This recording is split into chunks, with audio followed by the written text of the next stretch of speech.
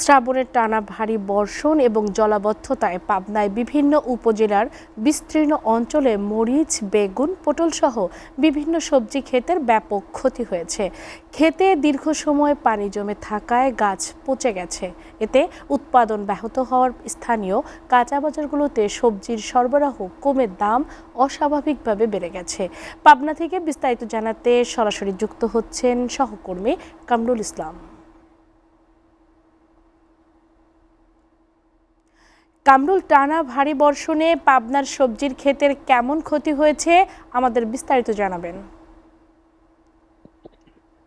তন্নি, ধন্যবাদ আপনাকে। আপনি যেমনটি বলছিলেন, আসলে আষাঢ় শ্রাবণ বর্ষাকাল, আর এই সময়ে পাবনার যে সকল উপজেলাতে, পাবনার বেশ কয়েকটি উপজেলায় সবচেয়ে বেশি সবজি উৎপাদন হয়ে থাকে। তার মধ্যে অন্যতম রয়েছে কিন্তু পাবনার ঈশ্বরদী, তারপরেই রয়েছে আটঘরিয়া সদর উপজেলা, সুধানগর এবং সাঁথিয়া। এই কয়েকটি উপজেলায় প্রায় সারা বছর সবজির ব্যাপক উৎপাদন করে থাকে।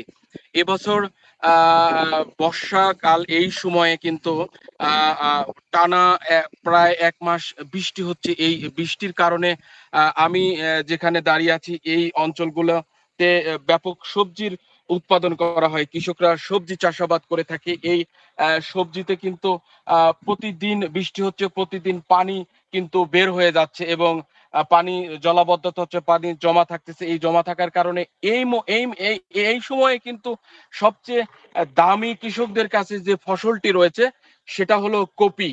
এই সারা মাঠ জুড়ে কপি চাষাবাদে ব্যস্ত রয়েছে। এখন বীজতলা তৈরিতে ব্যস্ত সময় পার করছে কৃষকরা। এই বীজতলাতে কিন্তু আসলে বৃষ্টির প্রয়োজন হয় না। বৃষ্টি হলে কিন্তু এই কপির ব্যাপক ক্ষতি হয়ে থাকে, কিন্তু এই সময় বৃষ্টি হওয়ার কারণে কপির ব্যাপক ক্ষতি হচ্ছে বলে কৃষকরা আমাকে জানিয়েছেন। তাছাড়াও পাশাপাশি যে সবজি রয়েছে, মূলা, গাজর, পটল এবং বিশেষ করে এই সময় মরিচের গাছগুলো কিন্তু অতি বৃষ্টিতে মরে গেছে, যার কারণে মরিচের দামও কিন্তু বৃদ্ধি পেয়েছে।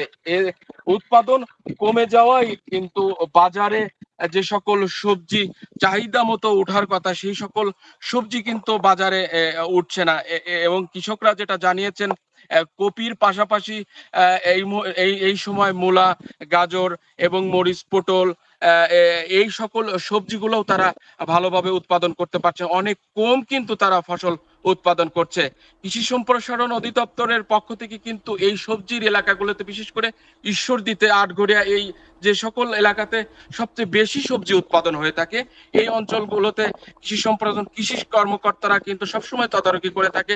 তারা যেটা জানিয়েছেন, আসলে বৃষ্টির কারণে কিছুটা ক্ষতি হচ্ছে এবং এই ক্ষতিটা পরবর্তীতে পুষিয়ে উঠবে বলে তারা জানিয়েছেন। এই ছিল পাবনা থেকে সবজির সর্বশেষ অবস্থা। তন্নি।